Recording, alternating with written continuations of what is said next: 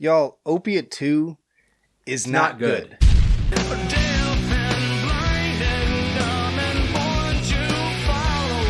So I want to start this by saying that I am not a Tool hater by any means. Been a long-time fan, going back to basically like right when Lateralis came out, like when Schism hit the music video cycle. You know, you could not avoid that song. I was definitely captivated by it, and then backtracked, fell in love with my favorite Tool album, which is Anima, which I think I'm saying correctly based on what the guitarist said it was.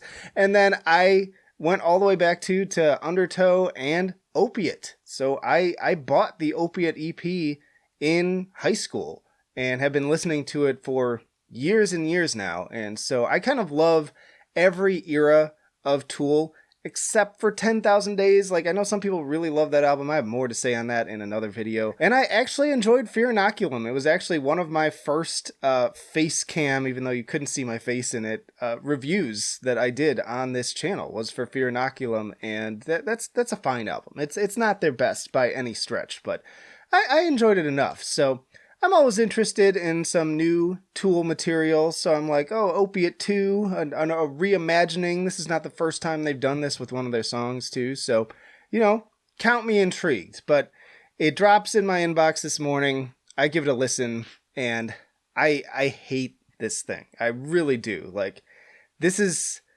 not good. Like, let's just kind of get into it. Like, first of all, it's just basically the same song, just stretched out, especially with like this interlude portion in the middle, and we'll get to that. But the main problem is that the real charm of this track on the EP is the rawness of it. Like, all of the recordings on here have this very kind of grungy, dingy 90s quality to it, that like 90s alternative sound. Some of the tracks are even just like really shitty live recordings, but they sound awesome as a result. Like, I've learned to love how all of these tracks sound, and they're just like an inseparable part of the DNA at this point. So this new track strips all that away. Like, the instrumentation is kind of okay. Like, the distortion, they kind of like pick the same style.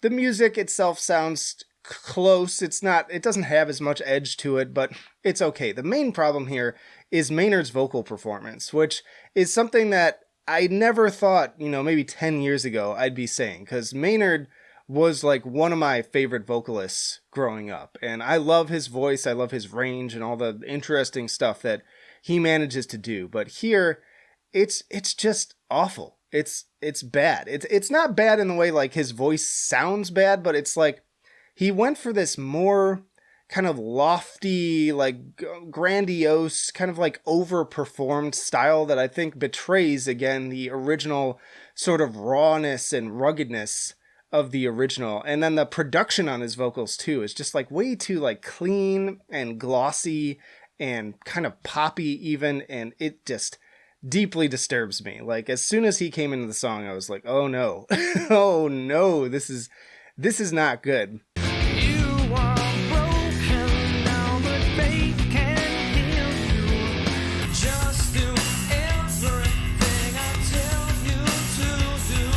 Yeah, to me, that's like the main problem. But more importantly, this just feels completely unnecessary. Like, it's kind of like, I'll get to that point later. Let's get to that interlude section. So, more or less, this is just a note-for-note copy of the original, but again, without that kind of like young and hungry performance and 90s attitude attached to it, which is a big enough problem. There's like some slight changes in sort of like the timing of a note here and there, but for the most part, it's like a carbon copy, not done as well. The biggest change is this very lengthy instrumental portion that they added to the middle that was not originally there. There's like a kind of a brief break on the original, but the original song's like actually pretty short. You might get confused because you look at the runtime of it on the EP and it's like 8 something minutes, but that's because there's like a, you know, true to the 90s, there's a long break of silence and then there's like a bonus track after that. So it's a completely different thing in that way. So they added this middle section that just kind of sounds, I was listening to it, I'm like, boy, that sounds really familiar. And I was like, it sounds like something off of Lateralis. And the closest I could come to is kind of Ticks and Leeches energy, but there may even be another song that it's even closer to. Ultimately, though, it just like, it doesn't gel with the rest of the song is the problem. Like, it's not a terrible interlude. I don't think there's anything like profound about it either. I'm not like excited by it. But the bigger issue is that you've got this sort of, what at base is, Opiate's just sort of a rock song. It's like an alternative rock song. And then you added this kind of like proggy psychedelic break in the middle that just doesn't fit. I don't see the connective tissue there. I will say Danny's drumming, as always, is fantastic. He goes for that more kind of like tribal, almost improvisational kind of sound on it.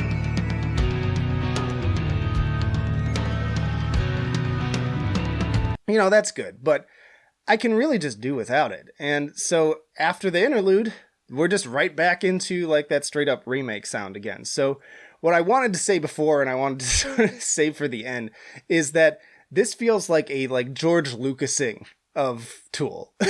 Ultimately is the vibe I get. No one's ever really gone. And like I like sometimes when bands reimagine songs. I think that can have a really cool output. I think one of the best versions of that is actually another Tool song where you have the live version of Push It on Salival, which actually takes Push It, which was already a good song, and kind of takes that DNA but then sort of contorts it into something different and ultimately like makes it another interesting song. Whereas this again is just like carbon copy, but then we like cut and pasted this random thing in the middle, and also the vocal performance isn't good.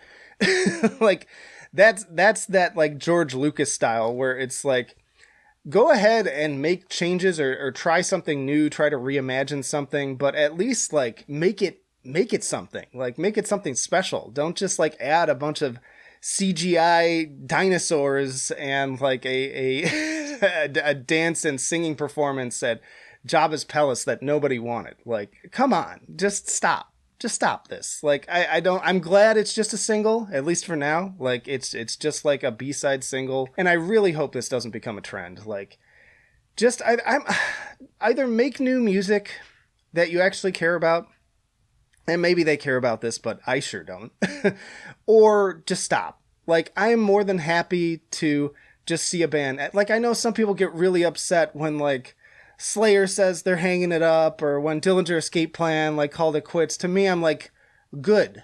Thank you. Like, don't tarnish your legacy. Go out strong, especially, like, the Dillinger Escape Plan. I was like, sweet. They're going to go out at the top of their game, leave a strong legacy. Just leave it. Just leave it alone. We have all the records still. It's like when a band calls it quits, that doesn't mean they throw all their albums in the trash and you can't have them anymore. They're still there. You can still enjoy them. And most of these bands that have been around too long start pushing out really garbage music. And I'd rather not have that, because it starts to... That's kind of the problem I have with Nine Inch Nails right now, honestly, too. Like, I was a diehard Nine Inch Nails fan through basically the Fragile... And then I stuck with them about until Hesitation Marks, and then at that point, that's where I really started to just be like, okay, I'm kind of checked out. Like, I like some of their later releases, and I'm okay with the content they're putting out, but honestly, I'd rather Trent and Atticus just continue doing the soundtrack stuff that they're doing, because I think they're doing amazing soundtrack work. Just stop calling this stuff Nine Inch Nails, because it's just not. It's not the same energy. It's not the same vibe. You're just kind of like bastardizing the name at that point, and that's what it feels like with this Tool song. That's enough from me. Let me know down in the comments, what do you think about this track? If you disagree, let me know why. Otherwise, check out some of these other videos, and I'll see you in the fucking trenches.